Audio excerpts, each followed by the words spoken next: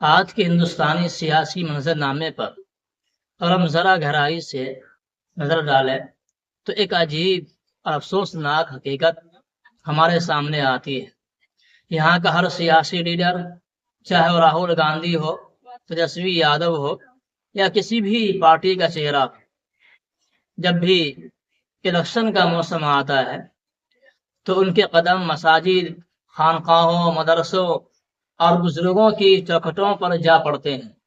وہ علماء سے ملاقات کرتے ہیں، اماموں کے ساتھ بیٹھتے ہیں، صوفیاء اکرام کے درباروں پر حاضری دیتے ہیں، مسلمانوں کے رہنماؤں سے خوب گفتگو کرتے ہیں اور اس طرح کا ماحول پیدا کرتے ہیں کہ جیسے یہ لوگ مسلمانوں کے سب سے بڑے خیر خواہ ہیں۔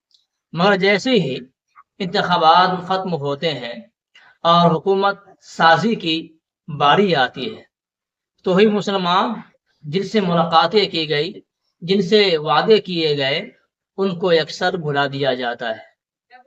ان کو نہ پارٹی میں اہمیت دی جاتی ہے، نہ کسی بڑے عہدے پر بٹھایا جاتا ہے اور نہ سیاست میں حصہ دی جاتی ہے۔ یہ روش دراصل ہندوستانی سیاست کی ایک پرانی بیماری ہے۔ مسلمان یہاں ایک بڑی تعداد میں موجود ہے، ان کے ووٹ کے بغیر کسی بڑی پارٹی کے لیے اقتدار تک تقریباً پہنچنا ناممکن ہے۔ اس لیے ہر پارٹی کو مسلمانوں کے ووٹ کی طلب رہتی ہے، لیکن وہ صرف ووٹ تک ہی مسلمانوں کو محدود رکھنا چاہتی ہے۔ ان کے مسائل، ان کی قیادت اور ان کی ترقی کی بات کرنے سے یہ پارٹیاں ہمیشہ کتراتی ہے۔ یہ وہی سیاست ہے جسے استعمال کرو اور بلا دو کی پالیسی کہا جاتا ہے۔ ابھی بہار کے انتخابات ہی کو دیکھ لیجیے، یہاں ایک بڑا اتحاد بنا مہا گٹھ بندھن کے نام سے، جس میں کانگریس اور آر جے ڈی جیسی پارٹیاں شامل ہیں۔ لیکن سوال یہ ہے کہ اس اتحاد میں آل انڈیا مجلس اتحاد المسلمین کو کیوں شامل نہیں کیا گیا؟ آخر وجہ کیا ہے کہ ایک ایسی جماعت جو کھل کر مسلمانوں کی آواز اٹھاتی ہے، جو اسمبلی اور پارلیمنٹ میں مسلمانوں کے حقیقی مسائل بیان کرتی ہے، اس کو ہمیشہ الگ تھلگ کرنے کی کوشش کی جاتی ہے۔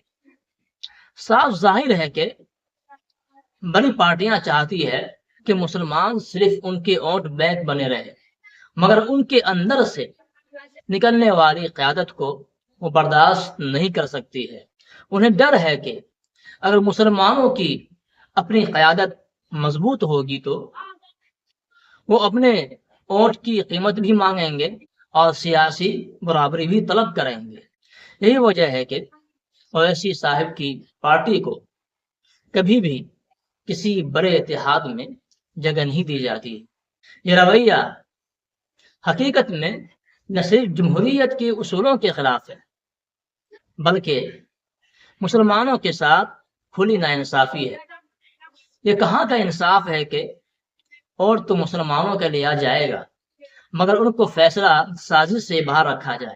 یہ کیسی دوہری پالیسی ہے کہ الیکشن کے دنوں میں مسلمان بھائی بھائی، لیکن اقتدار کے دنوں میں مسلمانوں کو بھول جاؤ۔ یہ سراسر سیاسی منافقت ہے اور سب سے بڑی تکلیف دہ بات، اب یہ انداز عام ہو گیا ہے کہ ہر پارٹی اس روش پر چل رہی ہے، چاہے وہ سیکولر کہلانے والی جماعتیں ہو یا کھلے عام اکثریت پرستی کی سیاست کرنے والی ہو۔ ایسی صورتحال میں مسلمانوں کے سامنے ایک بڑا سوال کھڑا ہوتا ہے، کیا ہم ہمیشہ اسی طرح اپنے ووٹ کی قیمت سستے میں دیتے رہیں گے؟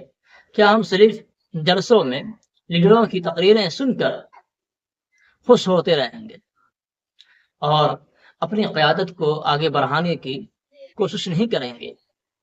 اگر مسلمان آج بھی بیدار نہ ہوئے تو کل بھی وہی ہوگا جو ہمیشہ ہوتا ہوا آ رہا ہے۔ ہمارے ووٹ سے حکومتیں بنے گی مگر ہمارے مسائل کبھی حل نہ ہوں گے۔ یہ وقت ہے کہ ہم اپنے سیاسی رویے پر سنجیدگی سے غور کریں۔